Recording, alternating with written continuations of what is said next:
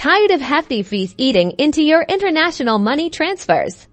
Let's ditch those frustrations and walk through sending money from PayPal to Wise, step by step, to keep more of your money where it belongs, in your pocket. First, log into your PayPal account. Make sure you have sufficient balance in your account to cover the transfer amount, including any potential PayPal fees. Remember, if you're transferring from a bank account linked to PayPal, the funds might take a few days to clear within PayPal itself. Now head over to Wise and log into your account.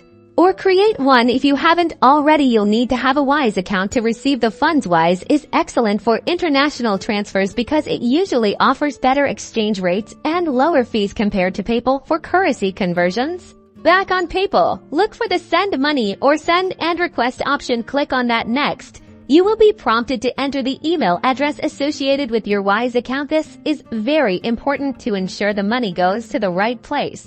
In your Wise account, find your profile details, specifically your email address. Double-check that this is the exact email address you entered on the PayPal Send Money page. Any mismatch will cause a delay or failure of transfer.